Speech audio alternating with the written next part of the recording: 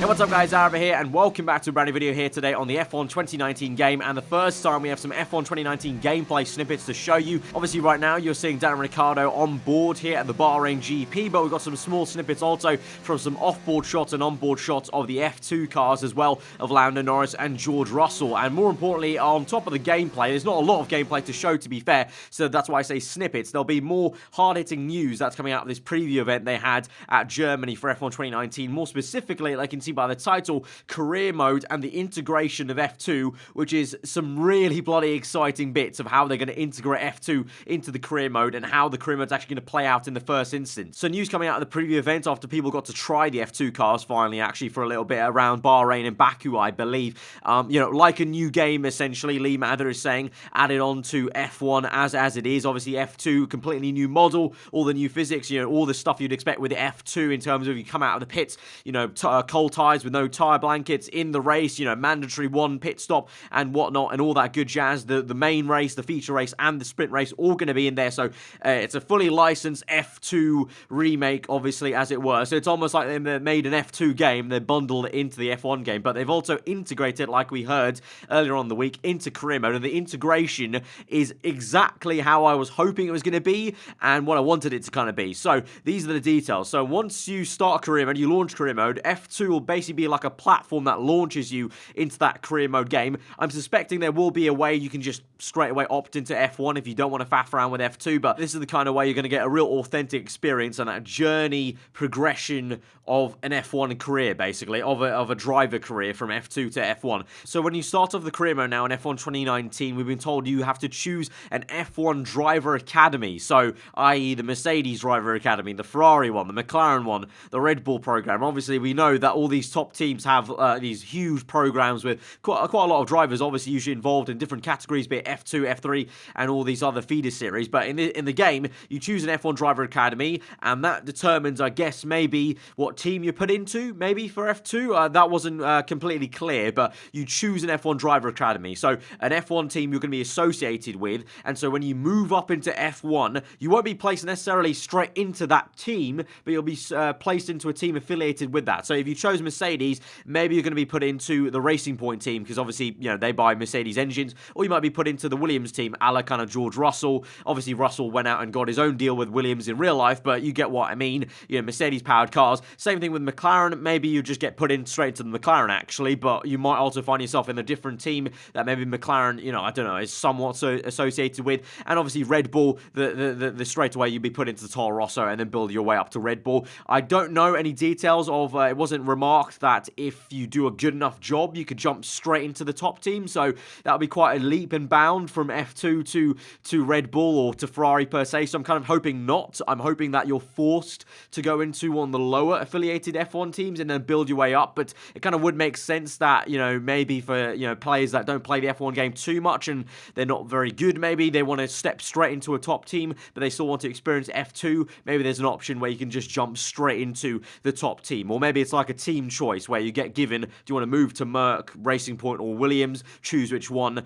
You've done a good job, move into one. But anyway, so you choose an F1 driver academy, and then you also choose from two rivals this is in F2. You choose from two rivals. These are fake drivers, so made up drivers, but they build a storyline very much like almost FIFA's done with the journey, and this is exactly the type of thing I wanted to see in an F1 career mode, having that storyline progression moving on, and the character stays with you, because you choose from these two drivers. We've been told that one of them is a bit more of a wind-up merchant, kind of gets under your skin, and the other one's a little bit more kind of forgiving, a bit more of a buddy kind of pal sort of rival. You choose from those two. That itself determines cutscenes that you get to see from those two, and also you're faced with scenarios like team orders about being asked to move out the way. If you don't move out the way, you're going to get a cutscene with the driver saying, what on earth are you doing? Like, next time you should move out the way. And if not, obviously, if you obey, then maybe you get a different cutscene that's just kind of like, thanks for, doing that and whatnot. So absolutely awesome. Straight away, you get team orders in the game now. Like we said, that's literally one of the ideas we put out in the F1 2019 game ideas, having team order scenarios like that, perhaps. Obviously, we don't know that's going to naturally occur later later on in the career mode, I kind of doubt it a little bit because it sounds like it's very much like FIFA and kind of what's the game, NBA does, where the first season has all these kind of story scenario stuff, and then once you move past that, it's just a normal career mode. So I don't think maybe team orders will be in the rest of the game, but we'll see. But obviously it's great just to have that one season of these scenarios where you can ignore team orders and you get these different cutscenes depending on what you do. It seems like you choose one, but maybe both of them stick around in F2 with you, and then when you move up to F1, the fake driver rivals will also move up with you as well. So we kind of half get driver transfers. That I still don't think there's going to be driver transfers like, you know, drivers moving to different teams that they're not driving for in real life, like kind of, I don't know, Vettel to Renault, or, you know, Lando Norris to Red Bull, something like that. I don't think we're going to get that still. It doesn't seem like the licensing would still be up for that, but it seems like we're on a path for that. The fake drivers will move up into F1 with you, and so literally the word was, you know, you might see some drivers sidelined for this fake driver. So, you know, Ricardo might have to leave Renault for a season because the fake drivers come in with you, and that rivalry you built up in F2 continues on into F1, which is so amazing to see. And like I said, you know, that instance of a driver being sidelined for a fake driver, that's a stepping stone, hopefully, in the future for Liberty Media, F1 and FOM and Cody's to open up all the licensing to maybe in the future, maybe not in 1 year, maybe in 2 years' time. I'm hoping, you know, that driver transfers from official driver to driver a car could be a thing. Like, that would be obviously the dream for anyone, for all of us, to have a full FIFA-style career mode where drivers can just move about willy-nilly along with F2 drivers. Like, how sick would it be? They've now got an F2 database. How sick would it be in the future to see F2 drivers also transferring up? That would be awesome, but it doesn't look like that's going to be the case in this game, but it's a stepping stone. It's a move in the right direction, which is the really positive thing here, is that it's the move in the right direction. And so the rivals move up with you to F1, and that's what they want to build out. It seems like the focus, again, will be on rivalry between not just your rival from F2, also your teammate. Obviously, last year, that was quite a big thing with the new rivalry system. Here's hoping that we don't have any details yet, but I'm hoping that the system for rivalries has been updated and improved a lot more to actually matter more. You know, like I said in my game ideas video, having the interviews impact a lot more in terms of your reputation on teams and your teammate rivals and your F2 rival, obviously, and then having the actual tasks you have to do of beating them be a bit more kind of in-depth. Hopefully, that's something they have tweaked, because it kind of makes sense to tweak that and go more in-depth on that entire process if you're having this entire storyline built out of you moving up from F2 to F1 with your F2 rivals as well, and you clashing, you know, in at least that one season. I'm not too sure if it's literally going to be like that NBA kind of, you know, scenario where the first season of F2 and the first season of F1 is the story kind of style career, and then after that the fake drivers go away and then it's just a normal career mode. That would kind of make sense, because that's what has been done in the past also, and it allows you to just have a normal career experience then, because also remember, Cody's on a huge studio, so I doubt they'd have the resources and time really, especially because they moved the game early, to build out an entire story that goes on across multiple seasons. So I'm going to think probably it's only going to be the first F2 season, then the first season of F1, and then that's it, and then it probably becomes a normal F1 career. But still, that is massive news in terms of how everything's going to get integrated. Like, that's just insane. I can't wait to drive the F2 cars. I can't wait to actually see these stories come out in the first instance and kind of go on that journey with, you know, just, you know, me as a player, but also with you guys as well watching along. That's going to be so sick. So let me know what you guys think about all that in the comments below.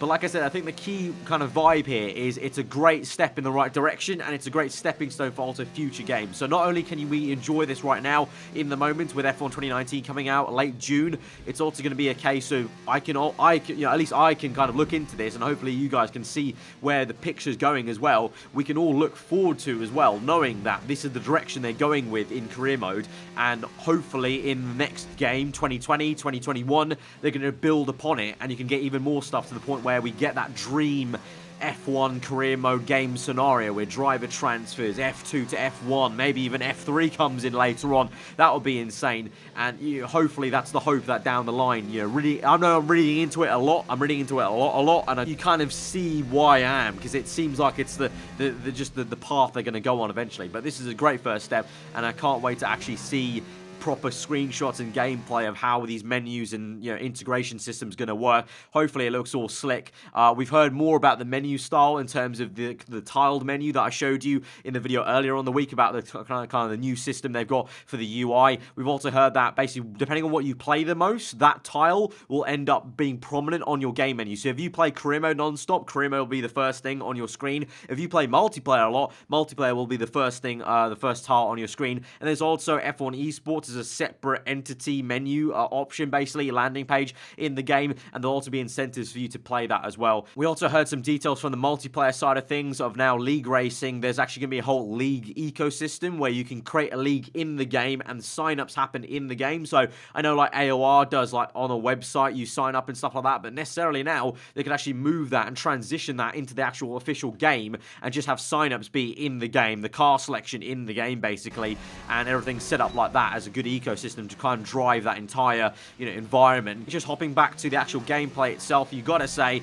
Cody's have said they've improved the lighting system, they changed it a lot, and you can really tell by Bahrain, like that onboard video of Ricardo looks really insane. The offboards also look really good, but it looks so much better. Bahrain never looked like Bahrain in real life on F1 2018. That was probably one of the worst tracks, I would say, out of F1 2018 in terms of the lighting and the looks of it, and they've really made a step up. It shows they've maybe spent like a good amount of time building this game for 2 years now, remodeling all the lighting system to really make those lights pop, and also the way the lighting bounces off the car looks so much more realistic. Also on the F2 gameplay at Baku, it looks the same way. Just the, I don't know, just the general ambiance of the track just looks that a little bit more realistic compared to F1 2018, and F1 2018 already looked really good in my opinion, but they've just taken that another step forward once again, so kudos. They do this every single year, Cody, so fair play to them. They always make the game look that much better every single year, despite being on the same generation of console and whatnot. But lighting is a big deal in games. It can make a big difference there, so they definitely have tweaked it in a really positive way. So this game's looking even sweeter. You can kind of tell by the screenshots already, of course, that we saw from last week and 3 weeks ago, but now with the gameplay also, it's pretty much confirmed that that lighting is actually looking that super realistic, and the game does look that much better. So guys, if you did enjoy the video and did like the details we dropped today, then be sure to hit that like button. Let me know what you thought in the comments below. If you are new around here, to subscribe for weekly 4-long content. I've been aarava. Have a good day, and I'll see you guys next time. Goodbye.